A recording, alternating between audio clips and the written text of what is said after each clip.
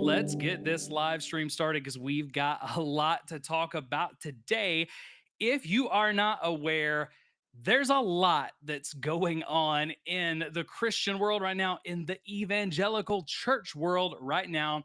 And I thought I'd jump on a live stream today and we just talk all about it right here instead of you having to wait for another episode because there's a lot going on and there's a lot more that we can learn from it. I don't know about you guys, but I'm super tired of all of the scandals and all of the things breaking. But here's what I know: if we don't talk about them and we don't learn from these things as the church, as the body of Christ, these things are going to keep happening. And as long as they keep happening, it makes the church look bad and it turns people away from, I think, the best parts of the church. So we're going to look at some of the things going on today. We're going to talk about those lessons that not only we can learn from these, but lessons that I think we have to learn from these. Okay, here's some of the stuff that we're going to talk about today.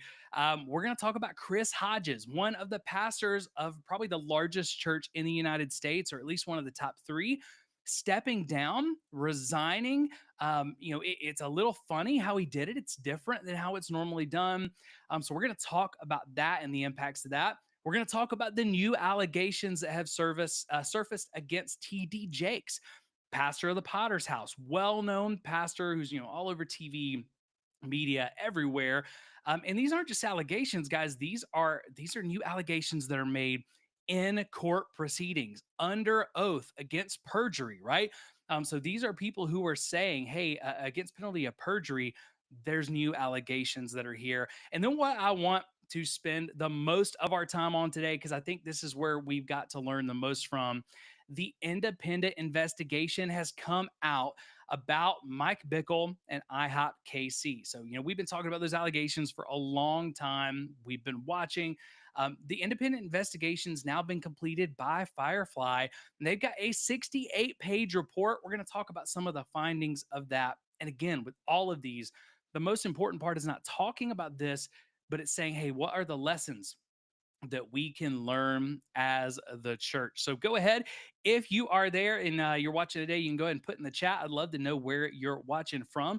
Live streams, something that's a little new to us, something I'm going to be trying to do a little bit more so that we can connect with you in real time. So go ahead, if you're there, feel comfortable, let us know where you're watching from in the chat.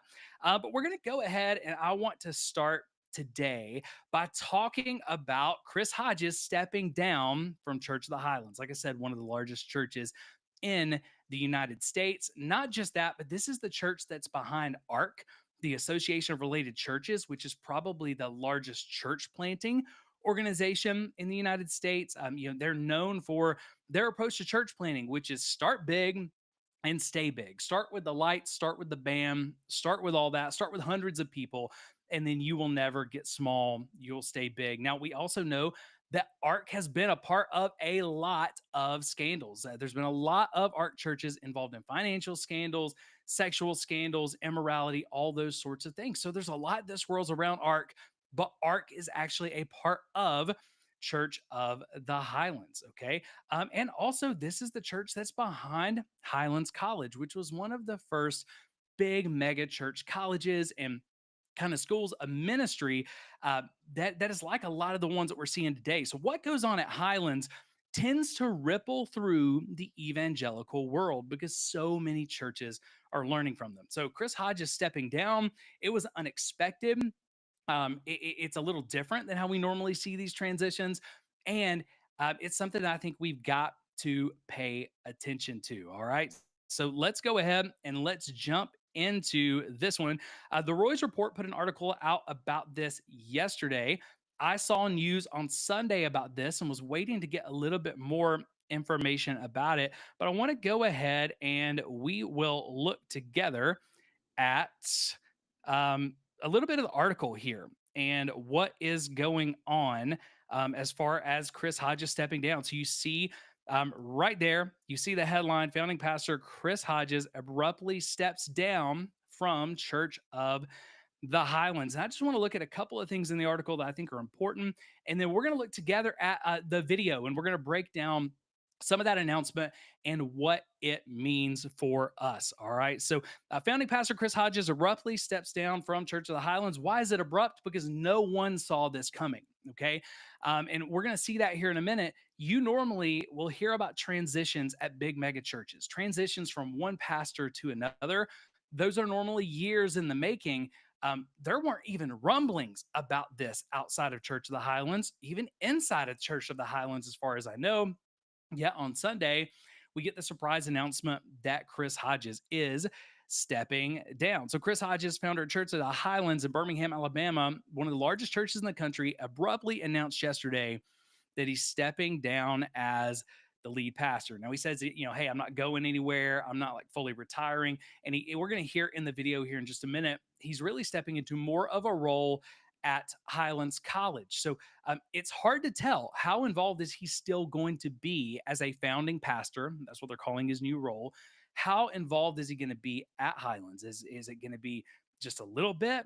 Or is he going to kind of be the puppet master who is running things from the shadows and behind the curtain? And I think only time is going to tell how he's going to do that. Now, you see here at the bottom of that page, Chris Hodges is also one of the co-founders of the Association of Related Churches, which we talked about a moment ago. And the Church Planning Network, guys, it's not only one of the biggest in the world, but again, it's been tied to so many scandals in recent years. Now, something you may not know about Chris Hodges, and we're still waiting to see what comes out about all of this, but it is worth noting. Um, Hodges is named or associated in three separate lawsuits right now. And those lawsuits are actually lawsuits that are brought by Stovall Weems, who was a part of ARC. He was the lead pastor of Celebration Church, which is a part of ARC. And they've got some crazy accusations. Okay. Now, if they're true, these are really big accusations that include things like not just defamation, but racketeering. Um, so that's something that's going on right now. I don't know if it has anything to do with Chris Hodges stepping down, but it is important that we know when someone steps down abruptly like this, are there other things going on that may be playing into it? So we have to at least note that. Now, who's taking over for Chris Hodges? That's going to be Mark Pettis. Pastor Mark Pettis, he was a student pastor for a really long time at Church of the Highlands. He ran Motion Conference, started Motion Conference, and in recent years, he's been the president of Highlands College. Okay, so he's going to be taking over, um, and he's got really a year runway to do this, where he is fully stepping into that role. Hodges said, Chris Hodges said right before his message that he's been talking with Mark Pettis about exchanging roles for a couple of years now. Now, it doesn't sound like he talked to the elders about it before then, or even his family. Um, but they've been talking behind the scenes for a couple of years about that. But Sunday was the first time anybody really heard publicly at Church of the Highlands about it. So this has been going on for a lot longer than we'd probably think. Excuse me there. So there's a lot of questions around the transition. Julie Royce talks about, one of the things that Stovall Weems talked about, and Stovall Weems is not, someone who I super trust, okay, but he was interviewed for this article. But he said, hey, leadership transitions like this, it's super abnormal for them to happen this quick, okay? They normally are going to take years. People are going to know they're coming. You're trying to, especially a church as big as Church of the Highlands, you want people to get behind this new pastor, and that normally takes a lot of time. So that's probably the most surprising thing about this one is how quickly it happened. And at a church like Church of the Highlands, it's hard for things not to leak. So the fact that this didn't leak earlier tells me that these have mainly been conversations between either Chris Hodges and Mark Pettis, or this happened quicker than they're letting on. Okay. Um, Stovall Weems said the fact that Chris Hodges gets up there and says, I talked with my family over the holidays, which you're going to hear in just a minute in the video, and I announced it to the staff on Thursday. So this stuff happened really, really quick. Now it's Sunday, and he's trying to act like everything normal, Weems said. It doesn't happen like that. Why do we do it now? Why is it happening so abruptly?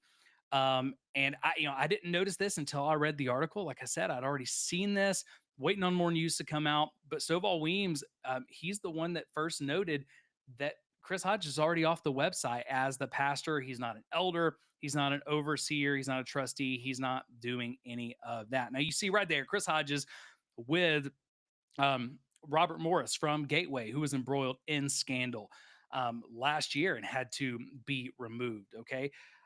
So beyond the lawsuits that Chris Hodges is a part of, he's been connected to a lot of scandals, and we're going to talk about that as well before we get done, just so that you're aware.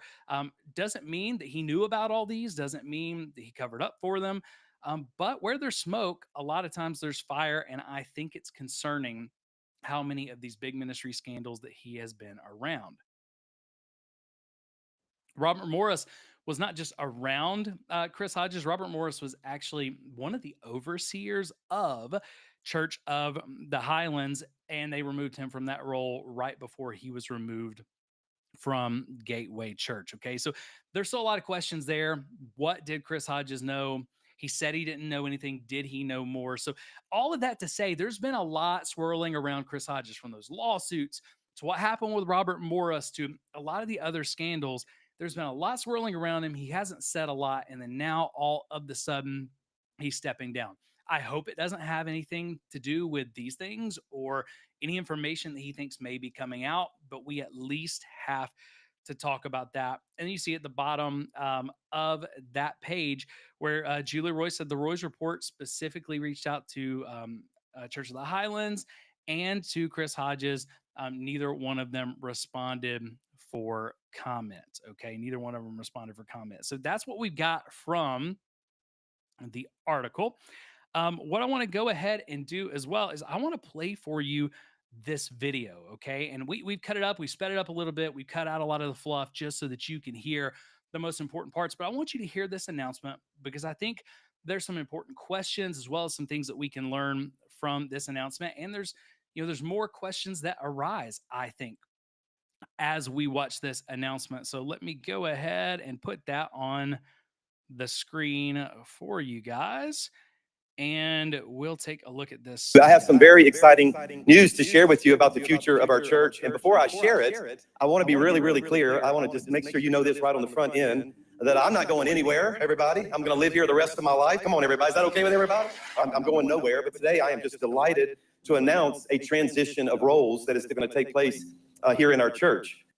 All right, so right off the bat, he wants to make sure, and I think there's a reason for this, that everybody knows in Highlands, hey, I'm not leaving, I'm going to be here. And again, this is the reason why these kind of transitions are normally announced years in advance, because people freak out. They know that senior pastor. These churches are built a lot of times on this celebrity of a big pastor. Chris Hodges is no exception. He's the founding pastor of Church of the Highlands. So if anybody thinks he's leaving or he's being forced out or anything like that, their attendance they're giving, all of that is going to take a big dip. So he wants to be very intentional to let people know he's not going anywhere before he announces anything, because no one's expecting an announcement here. So he just says, hey, I've got an announcement, but before you hear anything, I'm going to stay. That's the reason why he is doing that, so that it calms the panic and nobody's leaving, nobody's stopping giving or anything like that, because this is super abrupt. Just for the past 2 years, Pastor Mark and I have talked with each other probably every week for more than 2 years now. And we pray together. We've actually received counsel from our elders. And then on the outside, we actually got people who've already been through the transition process and just said, teach us what you guys know. And we've went through that process. Recently, over the past 3 or 4 months, I've been meeting with our elders. If you're new to our church, we are governed in 3 areas. We have staff elders that more their responsibility is the vision and direction of the church. We have non-staff elders. That's kind of more the official board of the church, and non-staff, obviously, so that there's no conflict of interest. But these men actually lead our church financially with the buildings and all those types of things. And then finally, we have a group of what I call apostolic elders. We call them overseers. These are people that just can speak into my life and be that source of strength and support. And you guys know about that. And all right, so Chris Hodges says 2 things I think are really important. One, he says, me and Mark Pettis have been talking pretty much for 2 years now about a transition like this, about him taking on more of the role of the senior pastor of Church of the Highlands, me taking on more of the role at the college. But it sounds like it's just been them. And it sounds like he has just brought in kind of the elders and the apostolic elders into this process. Now, what he's telling us about the governance, it does raise some questions I think we've got to learn as the church. He's very clear about their governance, but did you notice what he never said? he never said who's accountable to who. Okay. He never said who he's accountable to or who Mark Pettis, as this new senior pastor at Church of the Highlands, is going to be accountable to. He talked about the staff elders, which really just means that's your staff day to day, your executive team who's running things. We know they report to the senior pastor.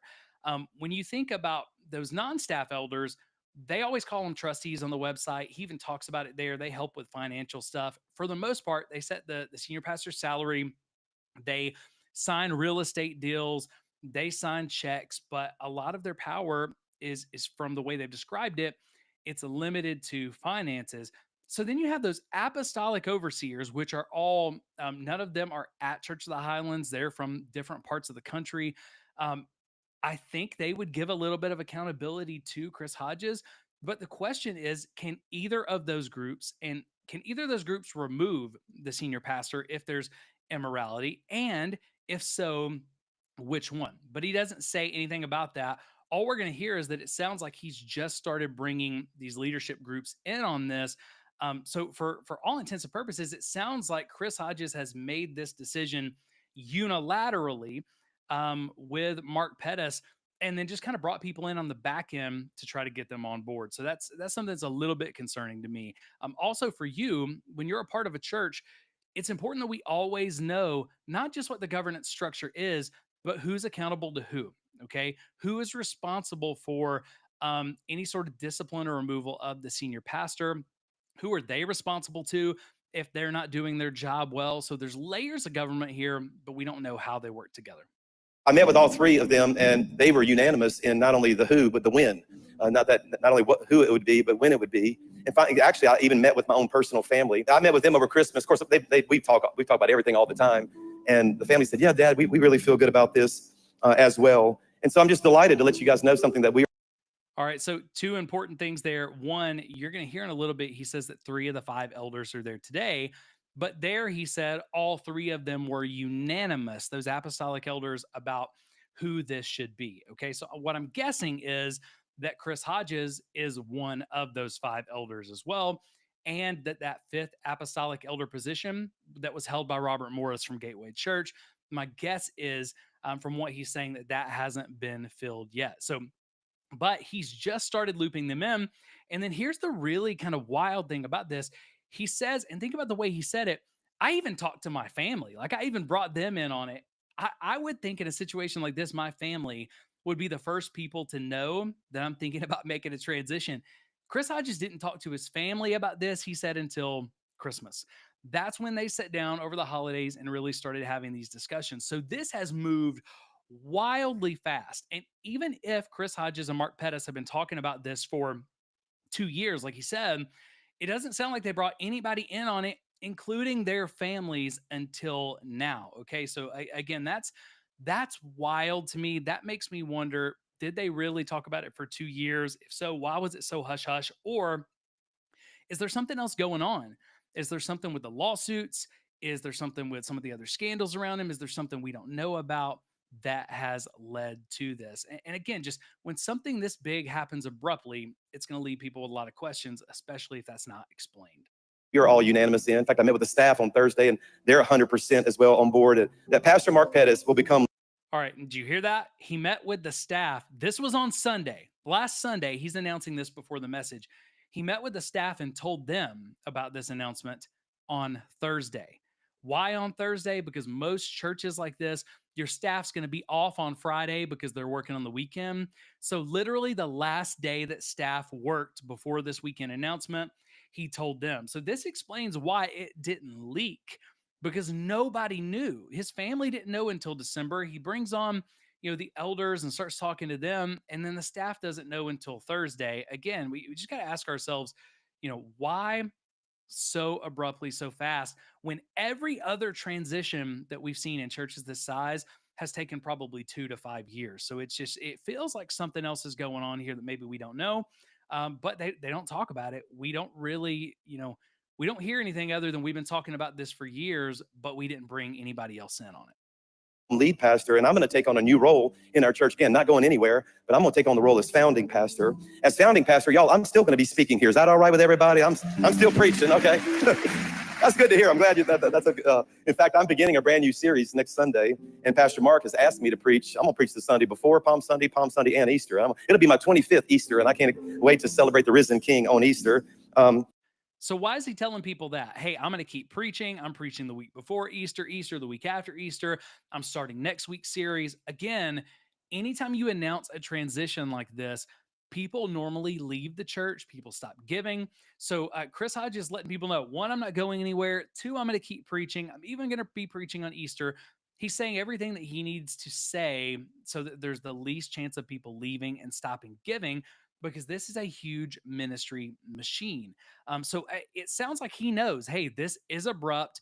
It's going to be really hard for people to handle. So I've got to say all of the right things right up front. But this new role as founding pastor is actually going to allow me to increase my efforts over at Highlands College as chancellor. Right now, it's been about 80% church, 20% school. And honestly, I have so many things that I want to do that would require that to flip. And I'm still going to be working hard, y'all, all right? I'm not retiring. I don't plan on retiring anytime. As long as God gives me breath in my lungs, I'm going to serve Jesus, okay?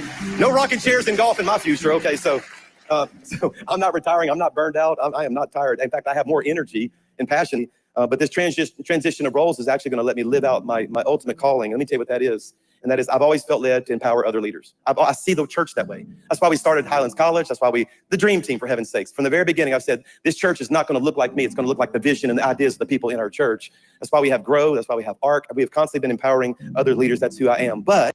So what he says there is hyper important, okay? There's so much stuff in just that couple of sentences, right? But he says, hey, what am I going to be doing? I'm going to be working more with the college side of things, but not just that. I want to really step into my true calling. What I've always believed my true calling is, and that's developing leaders. He said, I see the church that way. Why do we have, and I'm just spitballing, this is from my vantage point. Why does ARC get attached? Why does Church of the Highlands get attached to so many problematic systems, to so many churches in scandal, to so many different things and questions like that? I believe it's this right here. I don't believe that Chris Hodges is a bad guy. Okay. I believe what Chris Hodges just told me. His calling for a long time, he's felt like, is developing leaders. And he said, that's how I see the church. It's why we do ARC. It's why we do Grow Conference. It's why we do, and he just explained why do they have all these systems that we talked about many times at Church Disrupted are very problematic and tend to be in a lot of churches that have faced scandal, spiritual abuse. People have been traumatized through religious trauma. Why are so many of these things there? And I believe it's because these systems are built through the lens of leadership and business. So again, what he told us isn't bad, but I think it's important because it sounds like for a long time, he hasn't felt like his calling has been a pastor or a shepherd or a teacher or a visionary or any of those things. He's felt like his true calling was developing leaders. When you're developing leaders, you're going to create business systems. So if he's felt like that's his calling, then no wonder he's ran Church of the Highlands and all the things connected to it more like a business than a church. Now, when people don't realize that, though, they're expecting a church, they're expecting to be pastored, they're expecting spiritual growth, they're expecting all of this. And yet, what we get from a lot of these churches is we end up getting chewed up and spit out by the business systems and business side of the machine, because there's not necessarily, from again, this is from my vantage point, there's not necessarily enough pastoral people on staff who have the authority to be able to step in with Chris Hodges and say, hey, this is getting too systematized. It's getting too business like, and it may be hurting people. But again, I think that's hyper important that he just said, this is going to allow me to step into that calling. That's what I felt like my calling is for a long time. It's around leadership, it's around business. I'm getting older, and I'm just finding I see the world through a different lens, no longer kind of as a father, but as a grandfather. In fact, that's the best analogy to let you guys know how I feel. If you've loved me as a father, you're going to love me as a grandfather around here. They call me PC for Pastor Chris. We keep calling me PC, but it's going to be Papa Chris now. Everybody all right? Okay. All this feels so right in my spirit, and I have. If you love me as a father, you're going to love me as a grandfather. Why do we have to make our pastors out to be fathers? Why do pastors have to make themselves out to be spiritual fathers of people all the time? Now, Church of the Highlands is a charismatic church. They don't always show that right off the bat, but they are a charismatic church. And especially in charismatic churches, that language of spiritual fathers and mothers, it's used a lot. But as you're going to see when we talk about Mike Bickle here in just a little bit, that idea of being a spiritual father, spiritual mothers, it is used commonly in abuse, and it's commonly used to manipulate people to keep them quiet, right? So I struggle with that language, especially because scripture says, Jesus said, don't call anybody father but your father in heaven. And now he's saying, hey, you love me as a father, you're going to love me as a grandfather. Call me not Pastor Chris, but Papa Chris. That's a little cringy to me, but I understand it from charismatic circles. I do think we've got to start asking questions, though. Is that language helpful, given how much it's showing up in all of these scandals and spiritually abusive environments? The greatest confidence and belief in Pastor Mark and Jill Pettis. They've been a part of our church for nearly the whole journey, 23 years. Pastor Mark and Jill are true spiritual sons, a son and daughter to me. And so today we're beginning this season of transition. Pastor Mark is going to be the lead pastor, and I've asked him to take a whole year. I'm not going to put any pressure on him to, to have all new things right off the bat. But I asked him to take a year to develop vision in this year of new beginnings. Everybody, he'll step away as president of Highlands College, our board. He'll continue to have a strong voice as a board member and pastor of the church. But our board of directors will begin a new search for a president. We'll give you more details about that. But in the meantime, our executive team and myself will be leading in that capacity. I've invited some of our overseers. In fact, we have 3 of our 5. All right. So before we get into that with the overseers, I like the fact that Chris Hodges has given Mark Pettis a year kind of runway to do this. That I'm not putting pressure on you to change things right off the bat. And guys, I don't know Mark Pettis very well, but I've met Mark. I've been able to meet Mark a couple of times. We've been able to have some conversations. Everything I know about Mark Pettis is good. Okay. So I feel semi comfortable about this, but I have to disclaim, I don't really know him very well at all. Okay. But I have hope. I have really high hopes that this transition could be a good thing if Church of the Highlands gets behind it and if Mark Pettis will lead as who Mark Pettis is. If he's not worried about stepping on, Chris Hodges' toes, or he's not worried about, really having to answer to Chris Hodges behind the veil, because again, that's one of the questions: is Chris Hodges really going to turn this all over to him, or is he going to be making a lot of the decisions behind the scenes? That's yet to be seen.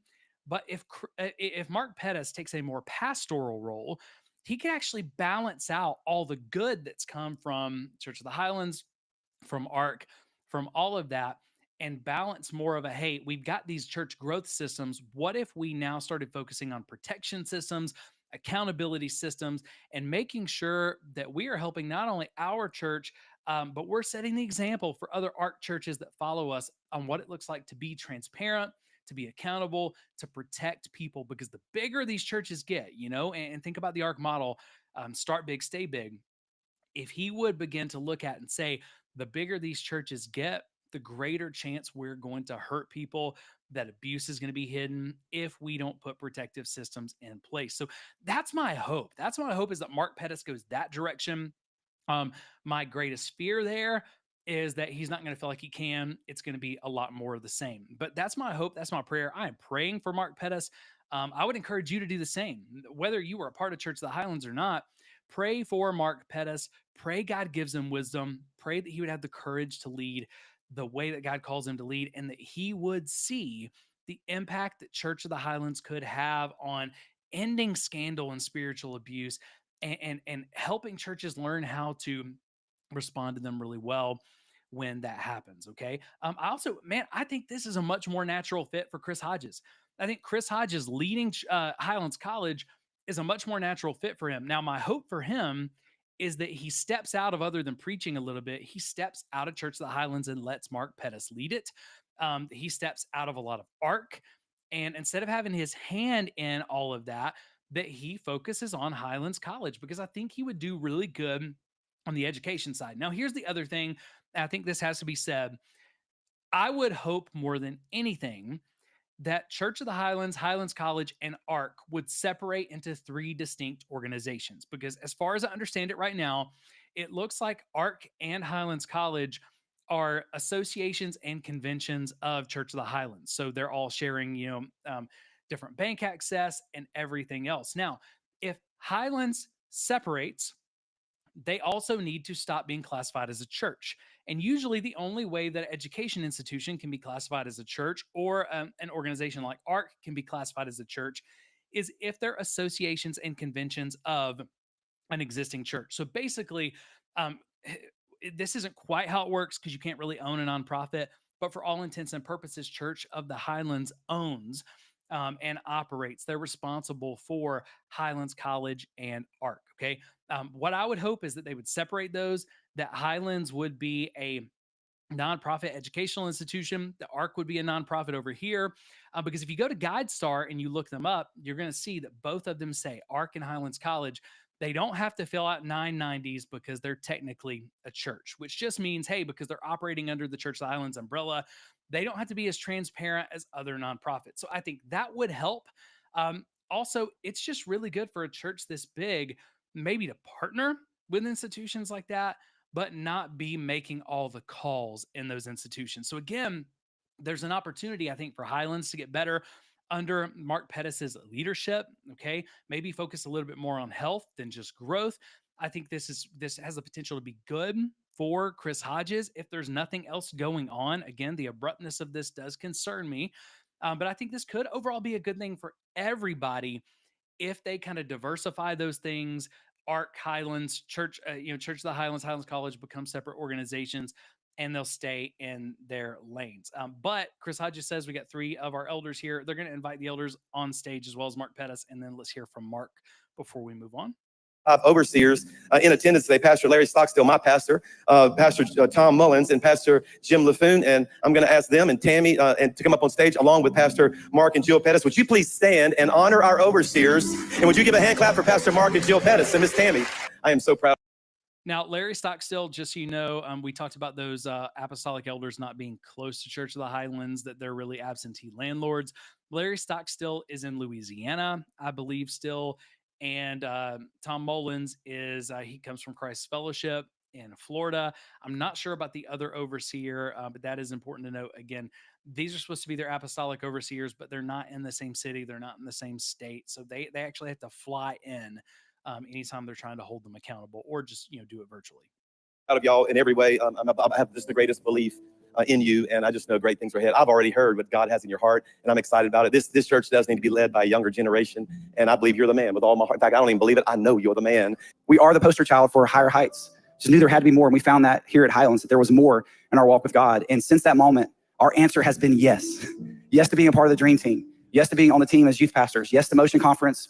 Yes to Highlands College. And in this new season, the answer is yes. And the passion for that yes comes from this. We just live to see what God did in our life happen in other people. And I know there's a bunch of people in this room in every location. Come on, that's our mission, to take what God has done in us to the world that needs it desperately.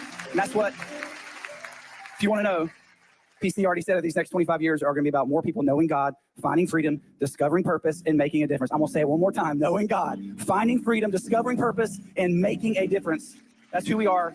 That's our DNA. And just such an honor. And all that, again, comes from what God has done in us. And it's the honor of our life to serve this entire house. And that's what the rest of our life is going to look like. We love you with all of our heart. Come on, the best is yet to come. Let's give God a shout today.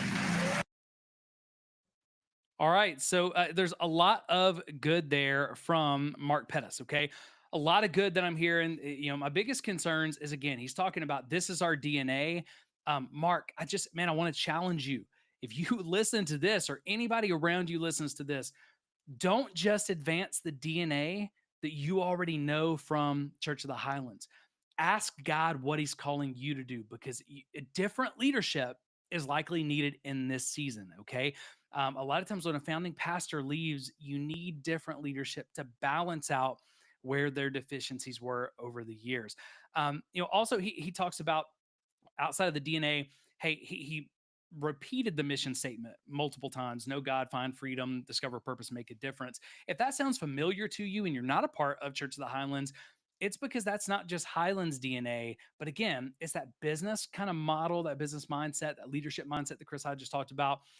ARC has exported that to a ton of other churches, and now you got hundreds of churches, if not thousands, all over the country that are just copying and pasting not only the model, but the vision and values. So join me. I hope you will, praying for Mark Pettis, that he really just gets wisdom.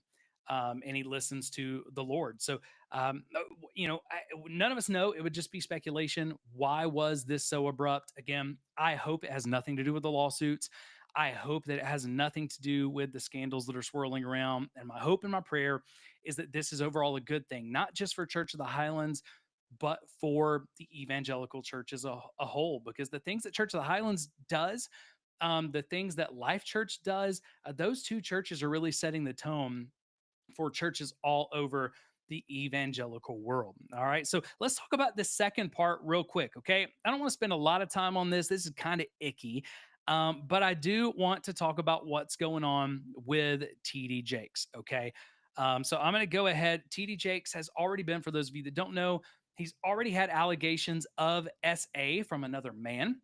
Okay. He made those allegations in an interview probably about a year ago or so.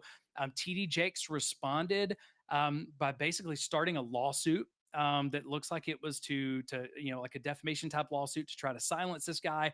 Now, here's the problem. This is why a lot of churches just threaten lawsuits and don't do lawsuits. So if you ever signed an NDA from a church or something like that, and they've threatened you with a lawsuit, 9 times out of 10, they're not actually going to do a lawsuit. And here's the reason why: because it opens them up to discovery, to subpoenas. And once you have subpoena power, people can find out some of the things, some of the skeletons that are really hidden in the closet, right? So a lot of churches aren't going to do that, because once they take someone to court, they open themselves up. Now, TD Jakes, he went ahead, he took this person to court, but now in those court proceedings, there's new court documents where there has been a second person. So I think it's the brother of the original, alleged victim, who said, "No, I experienced SA as well," and then gave those witness statements. So now TD Jakes is going to have time to respond. Then they're going to have time to respond over the next few weeks. But let's look at this together, because again, we can't ignore this stuff. This is one of the biggest pastors of the biggest churches, super well known all over Christianity, regardless of what you think about him. Okay. That's neither here nor there, but this is important because he is known. So let's go ahead. I'm going to share this with you, and let's just look at a little bit of the article again from the Roy's report here. Second pastor files suit against televangelist TD Jakes alleging sexual misconduct. Okay. A second pastor has come forward accusing popular televangelist Bishop TD Jakes of decades old sexual misconduct. Richard Edwin Youngblood's claims against the famed preacher were explained in a 6-page statement. Again, they get the affidavit.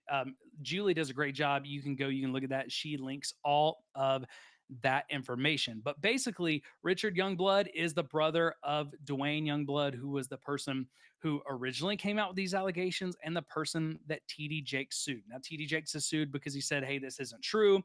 And now, again, this is playing out in court. It's playing out in front of our eyes. I do think it's important to note, one, none of us know that this is true. I am not saying that TD Jakes is guilty of anything. These are just allegations. But allegations become a bit more serious once they get into court like this, because now you've got two people who have went on the record under threat of perjury, okay, if they're not telling the truth. So this is very concerning. And now you get these two men who were saying this well-known male pastor basically, you know, uh, was sexually inappropriate with them. And you can look at all the details. I'm not going to talk about those on a YouTube live stream. It does say, as always, and the reason why I read these is because I think it's important for us to know, in most of these scandalous type situations, when reporters, this is whether it's Julie Roy's or anybody else, okay, when reporters reach out to them, they rarely even hear back. They rarely even get a no comment. Several attempts to leave a telephone message with the Potter's house were unsuccessful. Okay. And I appreciate what Julie Roy's does. A lot of people get upset with her for doing these articles. She is never going to post one of these articles or publish it without getting both sides of the story. The problem is, a lot of these pastors and churches are completely silent, but the victims and the alleged victims are not. Okay. Jake's basically, as you go through the story, and you can read it, I'm going to link it. But I thought this was interesting. Essentially, after, and this person says, you can read through it in the affidavit, after they experienced SA, okay, after they experienced that, this is Richard Youngblood. Jakes told Youngblood he was no longer allowed to attend Jake's church, and he called Youngblood's wife, telling her that I was a liar and to beware of me. So this guy apparently, when all of this allegedly went down, got kicked out of the church, and TD Jakes called other people talking about him, including his wife. So the whole affidavit is one of 6 affidavits supporting Dwayne Youngblood, the brother's claim that TD Jakes wanted a sexual relationship with him. So there's a 167-page motion that's got all of this there. So Julie does a great job. She linked all of that. I'm going to link that article once we put up the live stream. I'll go ahead and link it so that you guys can look at it. But again, I don't want to spend a lot of time talking about this because this is just kind of icky. But it's something that we have to know in the church world. People are seeing this both inside and outside the church. And a lot of this, even if these allegations were false, could have been avoided if they had simply had better protectionary policies. Like these, in both of these situations, if I'm understanding it correctly, you have a pastor who's in a hotel room, one-on-one with these people. Okay. So there's things that we can do, policies we can put in place. Just like with the Safe Church Pledge, is part of the reason why we push the Safe Church Pledge. It's 16 commitments that help avoid the appearance of evil. Okay. Because even if all of this is false, okay, and again, we have to treat allegations like there's some merit to them until all this comes out. We're not saying that TD Jakes is guilty, but you have to look at this as this could have happened. Even if this comes out though, and all the allegations were fake, and they were false, this still does damage not only to TD Jakes and his ministry, this still does damage to the church. So one of the best things that we can do as the church and church leaders is to go back to that biblical standard that Paul gave for elders, for overseers of the church, that we got to fight like crazy to be above reproach. What does above reproach mean? It means when someone brings like a legal type of reproach, that it's very quickly dismissed because you say, no, I can tell you who I was with. I can tell you what was going on. I can tell you the parameters we had in place so that these things didn't happen because we didn't even want to have the appearance of evil. That's what being above reproach means biblically, okay? It's not that we're not reproached. It's reproach doesn't hold up when someone tries to bring it against us, okay? So again, just letting you know that's going on with TD Jakes. We don't know what's happening. We'll continue to follow it. It's probably going to take a long time to play out in court. But if these allegations are true, this is going to be one of the, this is going to be another huge black eye type scandal. But where I want to spend the last bit of our time together is I want to spend some time looking at, I want to spend some time looking at Mike Bickle and what's going on with that situation. So if you're not familiar, Mike Bickle was the pastor and founder of IHOPKC and Forerunner Church. They, their 24-hour prayer room. He's very involved in NAR, the New Apostolic Reformation circles. Things came out late 2023, I believe, about him. He denied them. He was eventually removed. There was a lot of things between the advocacy group calling for an independent investigation and IHOPKC where they didn't agree on who should investigate this thing. Eventually, though, a third-party firm, I believe their name is Tekken. It's a Messianic Jewish kind of firm. They hired Firefly, who does these kind of investigations and specializes in investigations into sexual misconduct, in churches. They don't do just spiritual abuse or financial abuse. They specifically focus on when those allegations are sexual in nature. Okay. So they did this investigation, and now they've done this investigation. The investigation was released yesterday. Okay. So we've been waiting for a long time, for, months and months and months on this investigation. And guys, it is rough. There's a lot of stuff I am not going to share from this 68-page report because there's no way I'm going to say some of those things, read them, put them on the screen on YouTube. I'm going to link that as well. And I would just say, if you've been a victim of any kind of essay, you may not want to read these, right? You may not want to do that because this stuff could be very, very triggering. Okay. It's gross, guys. It is gross, some of the stuff that this guy was able to get away with. And this investigation has now concluded that this stuff went back years and it was way bigger than any of us thought. It went way farther than any of us thought. So I want to look through the Julie Roy's article on this. And then where I want to spend the time most is I want us to really look through pieces of the 68-page report, the things I think we can learn from most as we move forward. Because when this stuff first came out, there were a whole lot of people taking up for Mike Bickle and saying, no, this guy's a prophet. He's a man of God. These allegations are false. It was full on Darvo. Make these, make the people who are bringing the allegations look bad. And the only reason why he ended up getting removed was because this thing kept growing and more witnesses came forward, more and more potential victims came forward. And if you remember as well, what makes this even a little crazier, a little more icky right now, is that the person who was kind of leading the charge of making sure they walked through this, got an investigation and all of that, one of their top apostolic elders who led them through this was none other than Dr. Michael Brown, who is now himself under an independent investigation by Firefly, if I'm remembering that correctly. So we're waiting to see what comes out there because he's had allegations brought against him, right? And so you got these people in these charismatic NAR type circles. There's a lot of this stuff going on. I was hoping that some of these allegations weren't as bad as we thought. It's went the other way.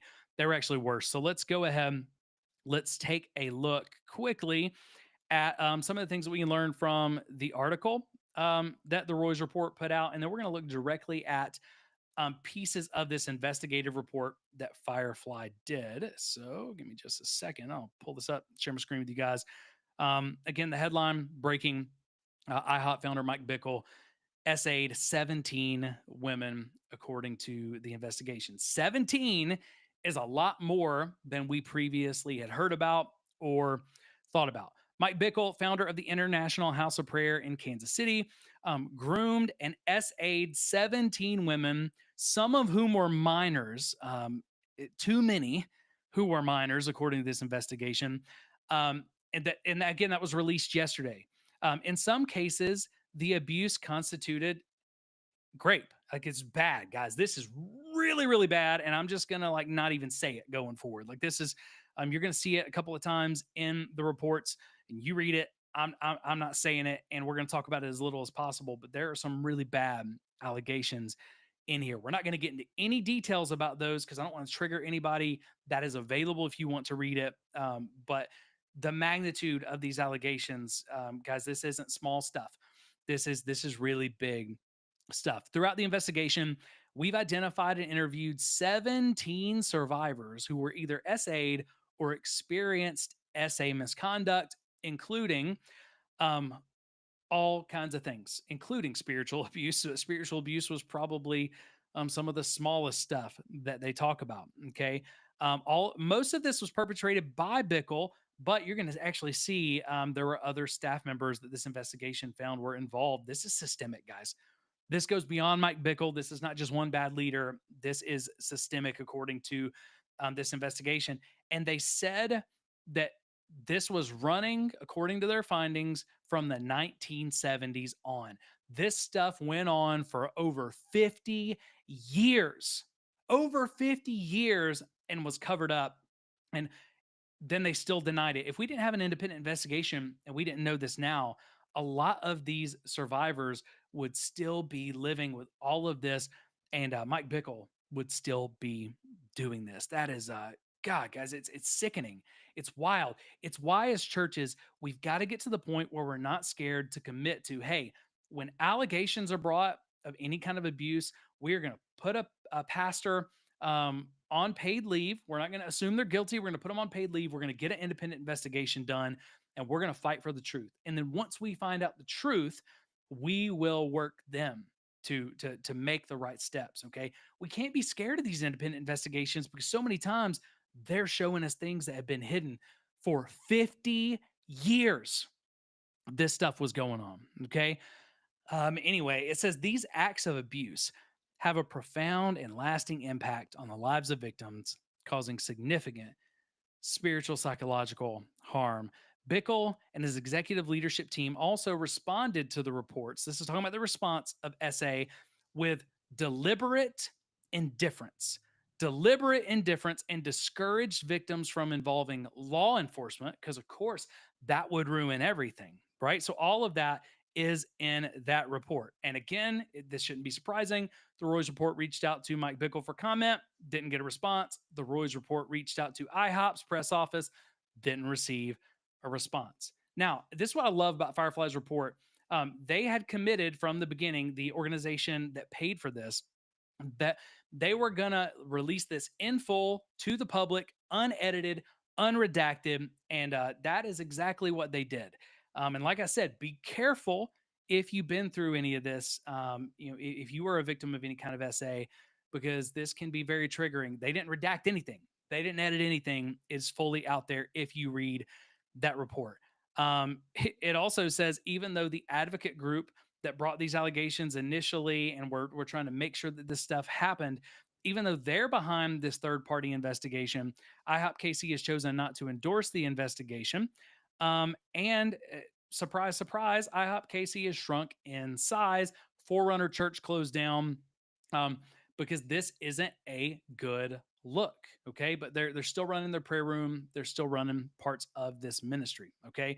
Not only did we get this full report, but Ticken Global, who again paid for this through Firefly, they have put together an 8-person pastor recommendation team. They're going to review the report and they're going to make third-party independent pastoral recommendations for how to go forward with this in a way that protects people, that brings healing to not only the victims, but also to the church. And I love that they've committed when those are available, they're going to make those recommendations public as well. I think all churches, this is a lesson we can learn from this. All churches, we need to embrace independent investigations quickly when these allegations come up, because everybody wins when we just pursue truth. But beyond that, we need to commit to making the results of those investigations and the recommendations we get public so that there's nothing to hide. Okay. So that's it as far as from the article. I want to look at some of these things, though, to give you an idea of why it's so important. When we talk about the Safe Church Pledge, we're talking about 16 safe church commitments that churches can make. And guys, here's what I know. I know they're a little uncomfortable. There are things like, hey, we're going to share, what our top earners make. We're going to share financial information. They're having whistleblower policies. They're committing to doing independent investigations and having leave policies and protection policies, not just for children, but also for teens and adults. All of that stuff, I understand it's work and I understand it's uncomfortable, but I want you to pair those things we're asking churches to do. Those steps we're asking churches to do are so minorly uncomfortable compared to the results that we're seeing and the heartache that we're seeing, the grief we should be feeling from what just came out in this. And when churches have practices like the Safe Church Pledge in place, stuff like this can't go on for 50 years.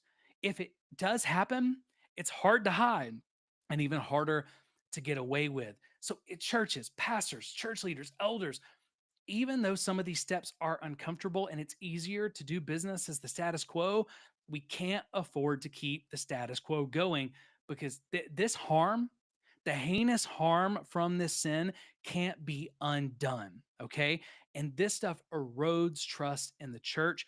But beyond that, those victims are never going to be the same. We owe it to people in our churches to do the work up front to make sure that we're protecting people. So I'm going to go ahead, I'm going to pull up pieces of this report. I got them together in advance so that I didn't accidentally share anything that, again, is too graphic or could be too triggering. But if any of this feels triggering, feel free to jump off of the live stream, to jump off of the video. We want to make sure that you're protected. But you can find, I'll link this as well. You can find this full 68-page report in its entirety.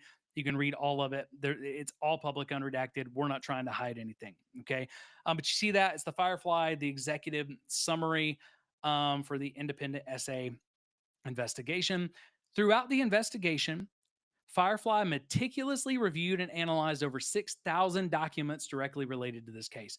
So you're going to get an idea in these first few pages. You're going to get an idea of the scope of this investigation. These are people who specialize in this. And guys, they go all out. 6,000 documents, over 6,000 documents were analyzed. Okay. Not only that, they did interviews with 210 individuals, and the report sought to uncover the underlying dynamics. So not just what happened, what were the underlying dynamics that allowed the SA to persist, that allowed the spiritual abuse to persist? And how did it go unaddressed? We didn't know until the report. How did it go unaddressed and unnoticed for 50 years? So I so appreciate that. 210 people interviewed and over 6,000 documents were went through.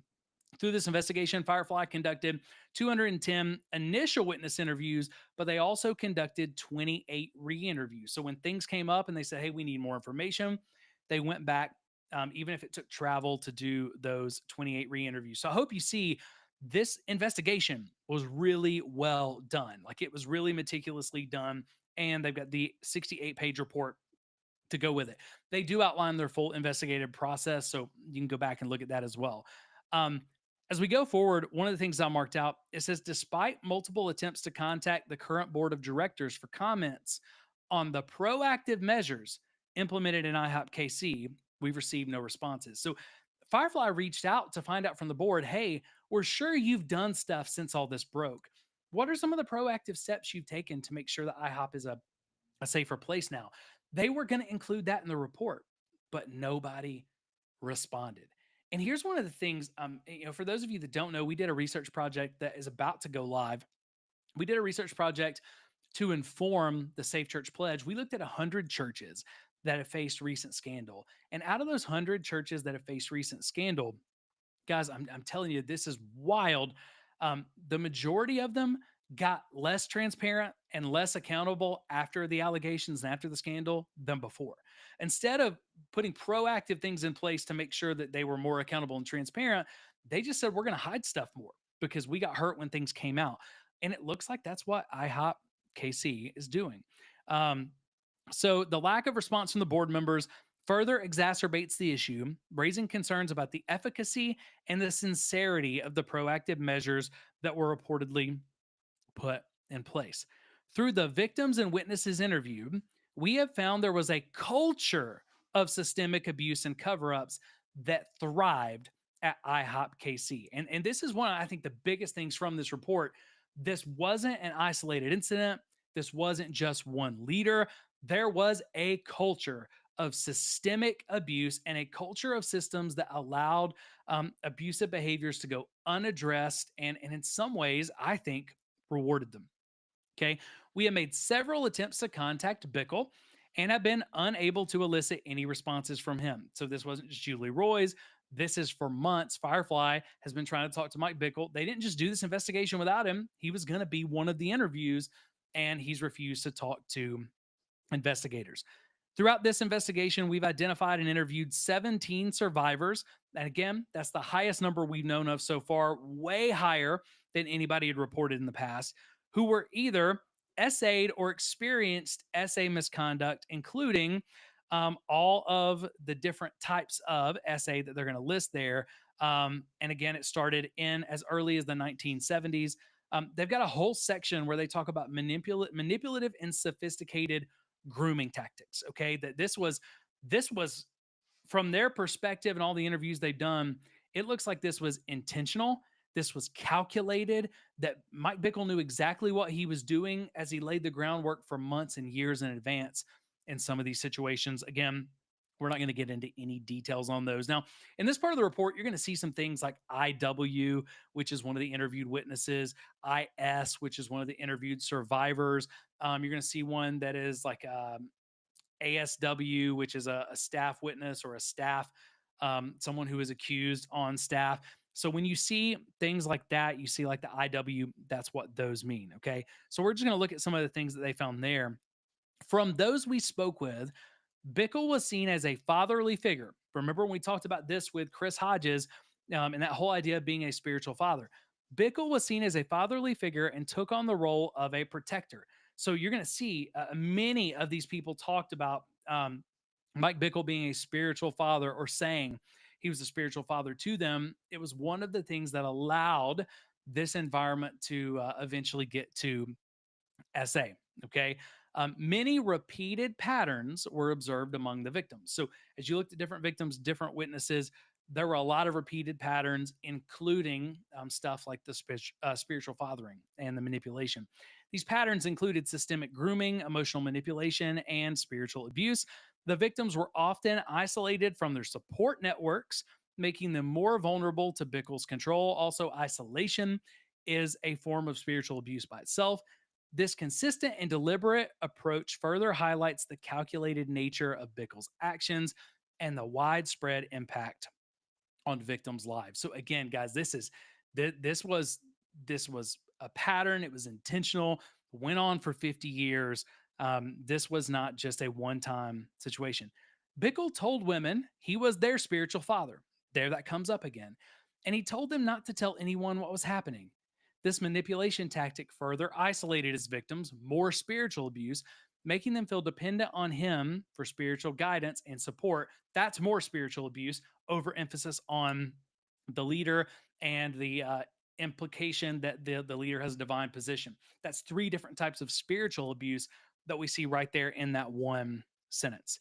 Bickle's behavior escalated into SA, and I'm just going to let you read it. I'm not even going to say any of that. And here's the reason why I put that in there. I almost didn't put that in there. This escalated into really serious against the law kind of stuff in their state. They gave the statute and everything.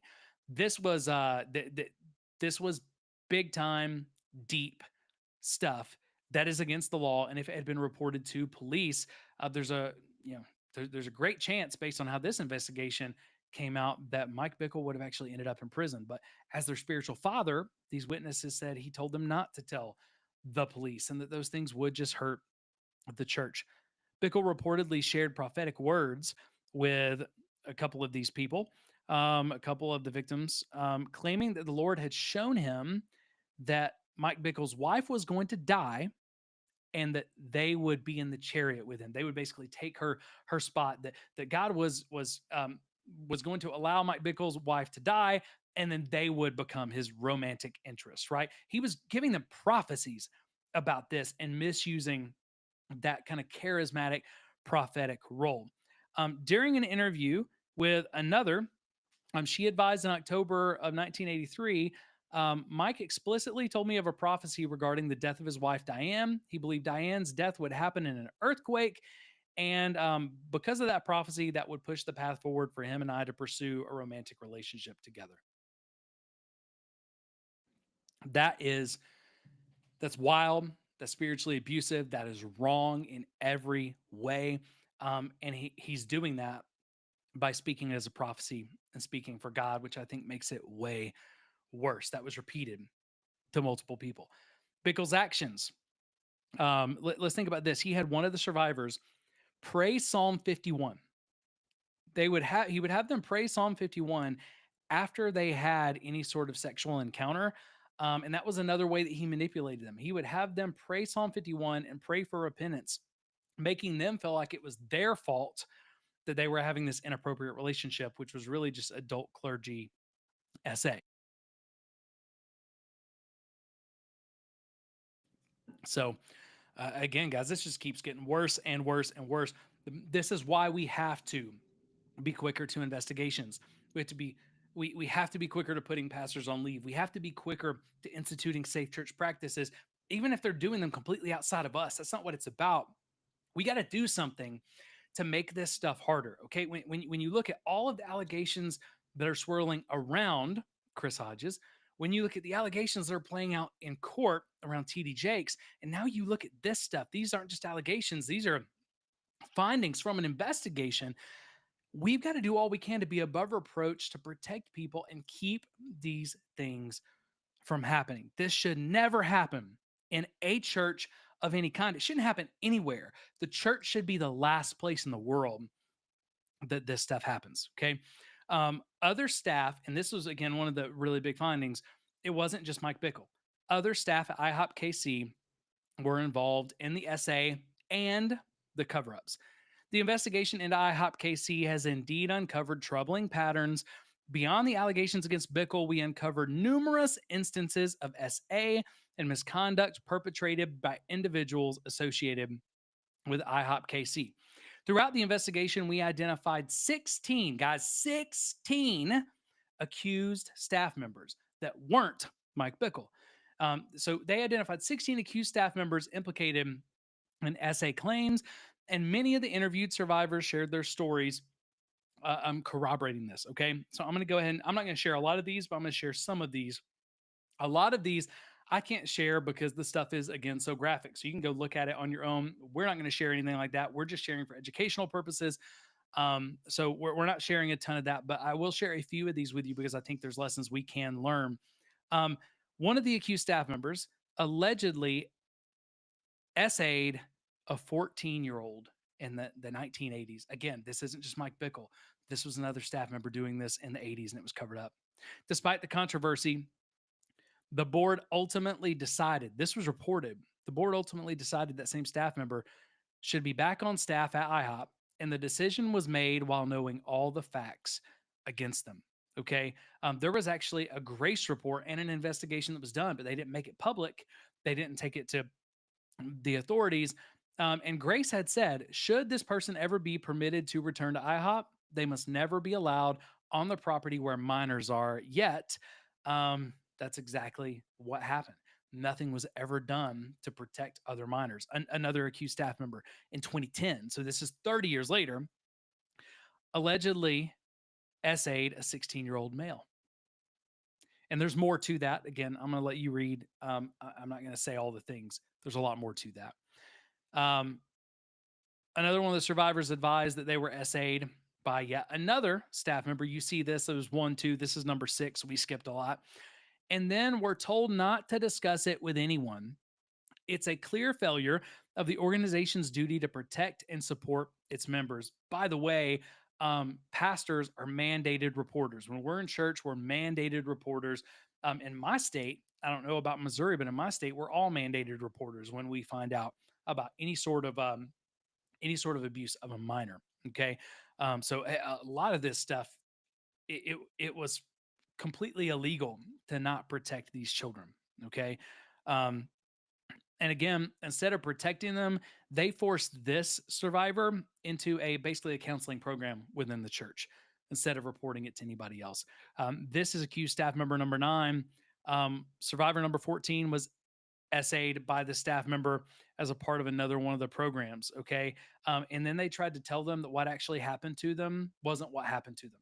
They tried to gaslight them that it wasn't actually the illegal act that it was. They also found this investigation beyond all of those like 16 accused staff members. They found concerns with the highest level of leadership, not just Mike Bickle, but the entire executive leadership team, basically the board that is running IHOPKC. The investigation has revealed that certain members of the ELT at IHOPKC were more focused on suppressing and minimizing reports of SA rather than supporting the victims or staff that reported them. And guys, we see this time after time in church scandal after church scandal. It's happening way too often. We have got to stop protecting the reputation of our churches and our leaders over protecting people, parishioners, people that Jesus gave his life for on the cross. We can't protect our reputation over them. Okay. The church's reputation should be known. Again, what Jesus said, we're going to be known by how we love one another. Our reputation is determined by how we protect each other, not by if we can cover things up and hide them under the rug. The church, Jesus, God, they do not need our protection. What they care about is the protection of people. And I get fired up about this because this stuff has to stop. It has to stop. But if we don't do something different, this stuff is going to keep happening. There are always going to be bad apple leaders who get in, who are charismatic, who are manipulative. We've got to take every step we can as churches to say, not on our watch, this will not happen. And that is why we fight so hard asking churches to take the Safe Church Pledge. It's why we want to see 1,000 churches take this pledge, and we're going to work on training them all year long because, guys, everybody gets hurt when these things happen. Everybody gets hurt when these things come out. And this is not Jesus. This is not Jesus at all. We have to be better. Face to face with the abusers, the investigation revealed that many victims were subjected to Matthew 18. Now, if you haven't listened to the podcast episode that we just published yesterday with Dave Rubelin, we talk about how Matthew 18, it should not be used in any sort of spiritual abuse or beyond situation. Okay. Matthew 18 is made for peers. It is not made in situations where there's a power dynamic. And this report found that they were subjected to Matthew 18, and a lot of these victims were pressured to go face to face in confrontations with the people who had hurt them. Okay. And then they were gaslit and told they were lying, told they were hurting the church, told they were going to, cause people to go to hell and all the things that we normally hear, I'm sure. Okay. Um, Interns entering a specific program were compelled to disclose sins and experiences often involving childhood victimization. If you go back to one of the episodes we did mid January, where we said, what is spiritual abuse and what are the signs? One of them is forced disclosure of sin, forced confession, right there.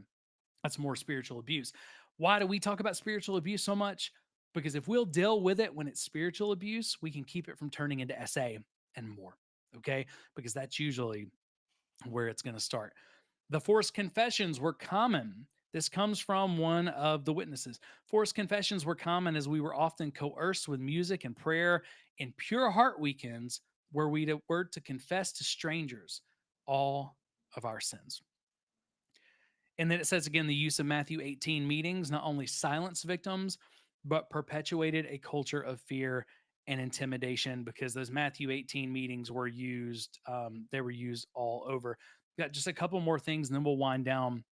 Um, Another one of the witnesses said that the phrase, you don't speak against the Lord's anointed, touch not the Lord's anointed, was often used to silence those who tried to report abuse. Now, let's just talk about this for a moment. That passage is essentially talking about a king. Our pastors are not kings. It's the first thing we got to get through our head. Pastors, you're not kings, okay? No matter how much you love your pastor, they're not a king. Second of all, David and Saul were both anointed by God to be kings. Your pastor is not anointed to do anything. We all have a general anointing to walk in our giftings, but your pastor doesn't have a more special anointing than you do.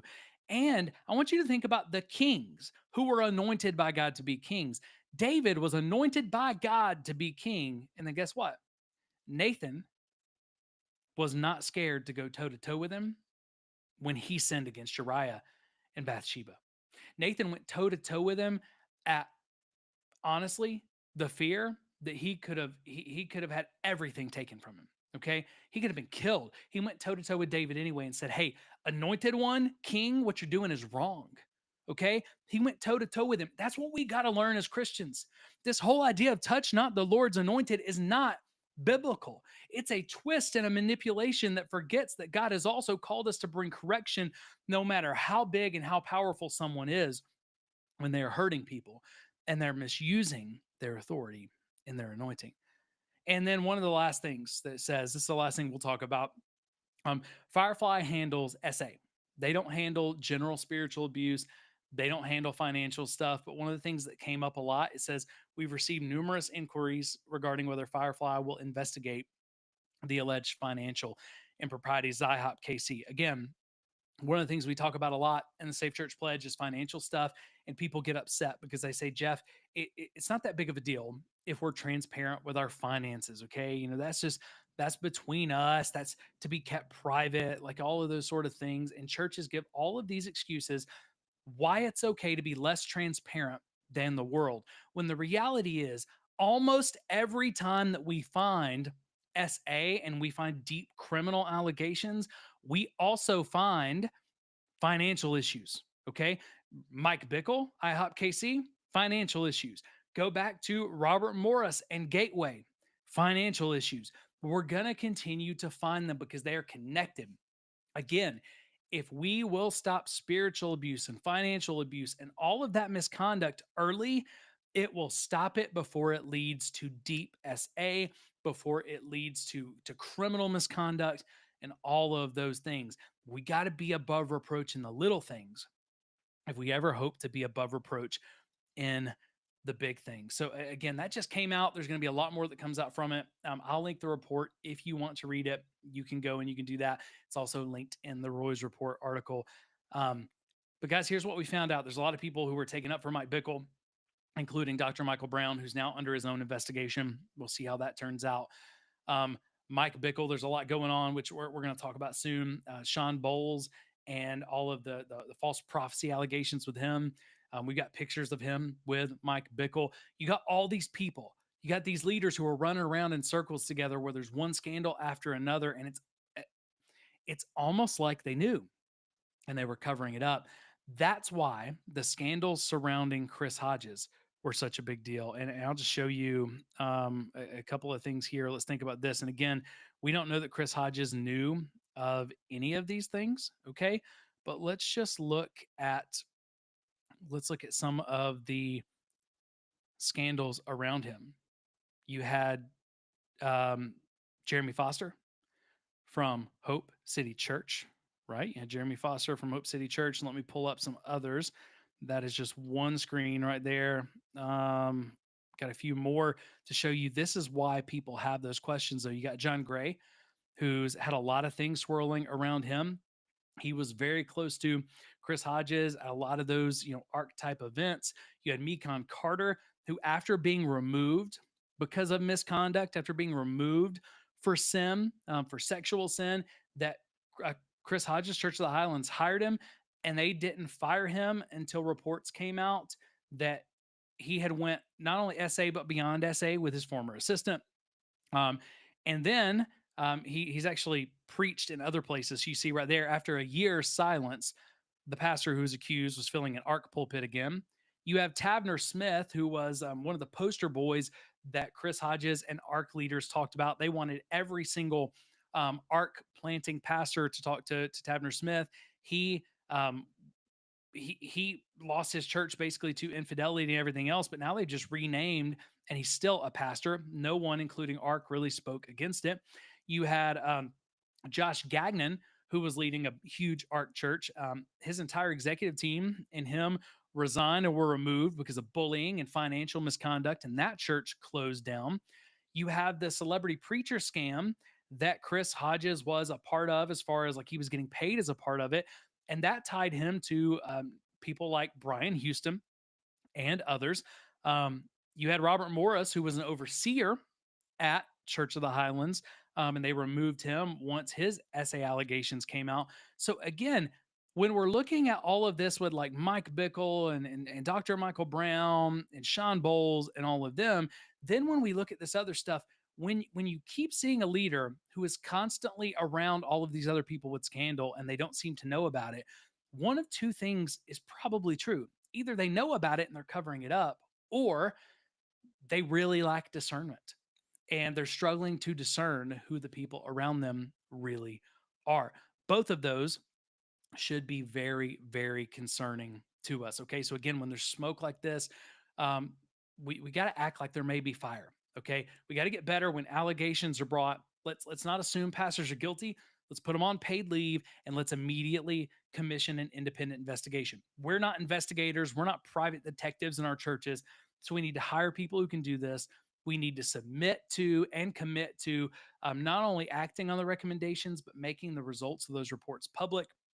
It's going to protect everybody involved. And more than that, we can't wait until these things happen. We've got to start making proactive decisions of how we can make our churches the safest places on the planet, because there should be no safer place on the planet than your local church. So again, guys, man, this is heavy. I said there's a lot going on in the church world, and there's a lot going on. But there's lessons that we can learn from Chris Hodges' resignation so abruptly, to what's going on with TD Jakes and the new allegations that surfaced, to the report and the findings of the investigation against Mike Bickle. Guys, these are heinous things that we all wish hadn't have happened, but they can matter. We can make them matter for something if we learn from them and we use them to build healthier, safer church environments. So I just want to ask you maybe if you're a church leader, what can you do to protect against these things in your church?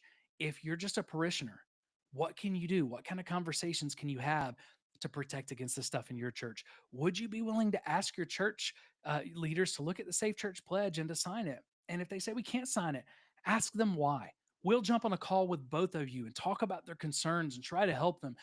But we've all got a role to play.